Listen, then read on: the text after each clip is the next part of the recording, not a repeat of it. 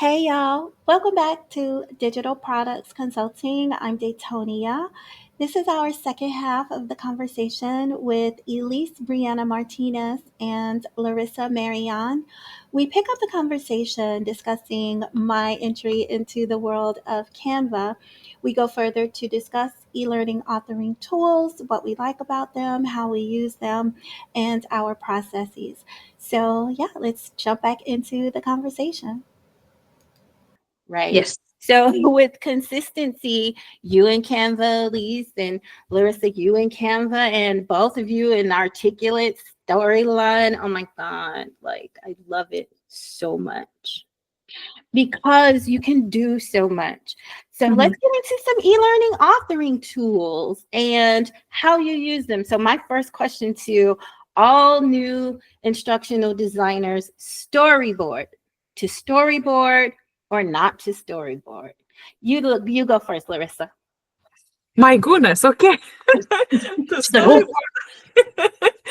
Okay, so my by the book answer is yes, do storyboard. So that's what our mentors at Idol Academy, hello, that's what they always said. They always storyboard. And so why is that? Why is it important to know how to storyboard? Because you may find a role, employment on a large IT, or ID team, and so there may be 5 or 10 of us working on a project, and so it's important to know how to storyboard because I may end up being the person who does the storyboards. So we learned how to do that in during our idol training, and the way I learned it, and I know this is not the way you're supposed to. So that's now it's my genuine answer. So I learned it by first creating a course and then going back and creating the storyboard of the course that I've created. And I know that that's kind of the backwards way of going about it. But see, I just like you said, Tanya, I'm the kind of doer and learner. I like to get my hands messy and learn as I go. And it's hard for me as a creative designer, it's hard for me to have a clear vision of every detail that I'm going to use along the way. I guess, if I've done this maybe 50,000 times, at some point I'm going to have a template and know, yes, here I'm going to do this and here that. And but when I create something, I create the first step and then I think again and then I create the next and then so kind of figure my way out. So honest answer, that's how I have been creating my learning experiences. However, what I do a lot of is design documents. So not the yeah. So the storyboards, I would go back and I would create a storyboard again after kind of creating a chunk of the course, just to make sure I also have the storyboard because it's important to have it. But as far as what I would actually use to plan my course, I would use design documents. So have the content all outlined and and kind of do it my own way in a way. So I hope this is a good answer, but that's what I do. What about you, Elise? so in my journey, it's like a metamorphosis of storyboarding. So my very first course that I made, which is unfortunately no longer available on Articulate Rise because I was not aware that there was a limit for it to be up there when it was on the free version. So I'm really sad. My very first one is not there anymore. I hadn't, like with the LinkedIn Learning courses and Coursera courses I was taking, I hadn't learned about what storyboarding was. I kind of just see what stuck to the wall, use my teaching knowledge under like thinking like how would my students react to this, in this case how would potential adult learners react to this, and that's how I approached it.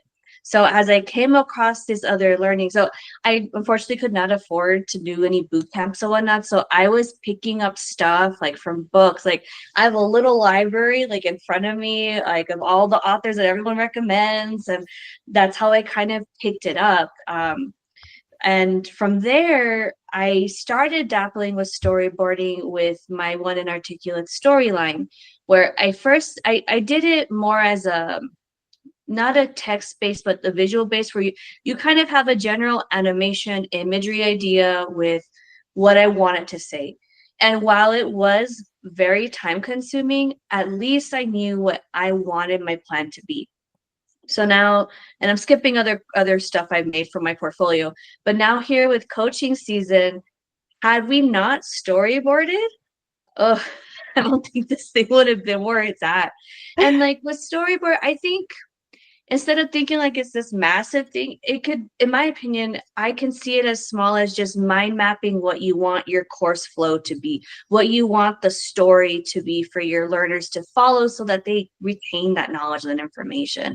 And that can be in the mind map, like how I was mentioning earlier, that whiteboard feature, you can add the boxes. That kind of became our storyboard. You know, I would put in imagery from Canva. Like, this is kind of what I'm thinking. That's not the exact image I want to use, but this is my idea, or here. That way my team could see what I was envisioning and we could make edits there before we dedicated about 40, 50, 60 hours on building the slide deck. So in my opinion, you need to find a way to make the storyboarding make sense for you. Because yeah, I'm, as a music teacher, shoot, when I had rhythm sticks that were broken, I had to find, okay, do I have tape in my classroom to fit? Like, it was like, okay, let me see what works, let me figure out, because I got to keep going. I don't have a chance to figure it out later. I have to figure it out now. So we're used to that. Does it stick? No, try a different way. So I still apply that same methodology with this, but having that disciplined plan of action makes everything so much clearer. Yes, it's tedious. And then yes, it takes a while to get feedback back. I mean, I don't want to waste time making something beautiful and what I think is beautiful, what I think works, and then it's not actually what they want. I'd rather, okay, look, do you like it like this? Okay, now let's move to the next phase where we start really detailing the visuals there. So that's my take on storyboarding. It's a whole metamorphosis, and you got it. Like every teacher says, you got to find what works for you.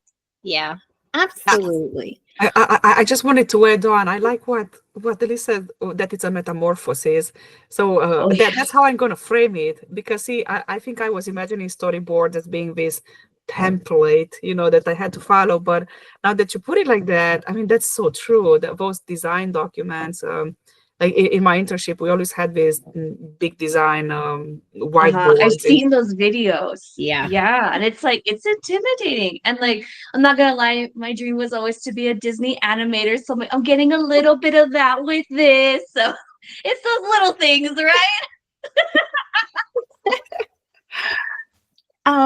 For me, when I first took my classes, so I am one of the most perfect students because I always do what I'm told to do in class, especially when it's something very technical, right? I want to know how to do it perfectly. So I'm going to follow all the rules. Storyboarding was so detailed. We had to write the seconds or the time on the slides, as well as the files of the images and where they were kept. Right? Very extremely detailed when you're, in college doing that technical course, right? Then you have to, like, the whole instructional design course, all 4 months was preparing you to create an e-learning course. Perfect. Oh my God. So at the end, I'm going to have all of this and a course. So I was in Korea at the time, and I did a course on phrasal verbs. I know a foreign is an ESL teacher, right? They have trouble with filling out, putting up, like, where does it go? So I did a whole little thing on phrasal verbs. And at the end of the 4 months, because you go through storyboarding, you go through objective writing, you go through the review process and getting feedback and how to implement that feedback, right? How to talk to the SME, how to get the information that you want from the SME, because the SME is going to give you everything. Everything. So you got to break that down into, this is the process. Yes. I just need to know how to do this, But they've given you all of the information, right? So you need to break down those objectives. So at the end of the 4 months, at the end of the course, right, I had a phrasal verbs course. And can I tell you how wordy it was? It was so wordy. I'm not going to lie. But it was the first one because Okay. it was PowerPoint. We had dumped PowerPoint slides into Captivate. Oh, it was whiz bang, right? I sold that course to the school I was working at. So that was my journey into storyboarding because, again, it was very specific. It was very detailed. Somebody can recreate that course over at Dongwoo Girls High School in Gyeonggi-do, Suwon-si, South Korea, if they wanted to, right? But now, having taken that transition in so many years and have done something like in every aspect of instructional design, one of the companies I work for, small business, I learned ERP. When I say it was so awesome, because she was the one who taught me how to build the plane while it's in the air. Oh, that sounds like teaching. Yeah. We are all here. You're building a plane while it's in the air. And I was like, oh my God, I can't do it. No, they taught us how to do it. She was like, look, you get a design document, make a template, and we're going to turn it into a course. You have 3 days. Oh, 3 days. Man. What? Yeah, you are building it as it's flying. Right. So it's one of those things because we taught and trained on JD Edwards, which is an ERP system, enterprise resource planning. So huge system, huge for huge companies, right? So we're talking a lot of money. Yeah. You building the plane, you are building these courses. They need record to report. We need these 5 processes done. And it's again a design document. But when you're working in an articulate, when you're working in a Canva, you're also creating templates. Yes. As someone 20 years in the game, keep your templates. They can follow you wherever you go. So you already have standards and expectations of what? How to create a course in Canva, how to create a job aid in Canva, how to create supporting documents in Canva. So all on your resume, you've created templates. And templates at the higher level, the language is standards and expectations. Yes. Yes, So ma'am. those are mine from storyboards. And again, it's that who you're working with, you know, and what you're comfortable with.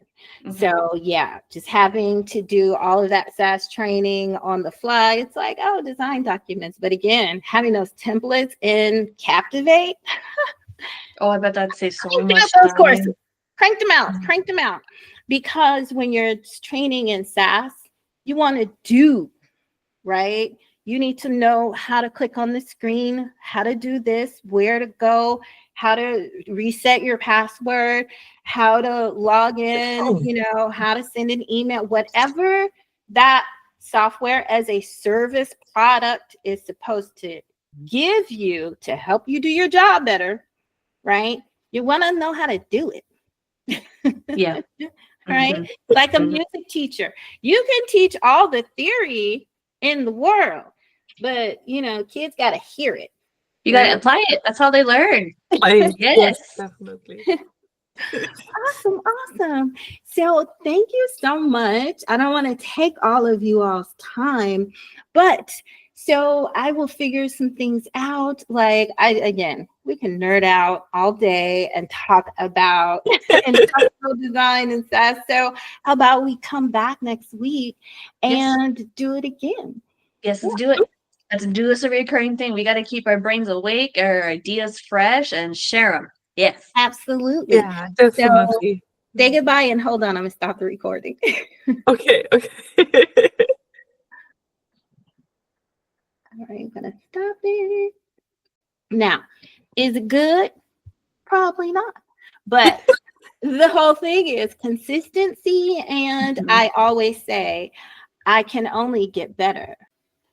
Thank you so much for watching our conversation. Again, a special thanks to Elise Brianna Martinez and Larissa Marianne for agreeing to come and sit down with me on my brand new YouTube channel.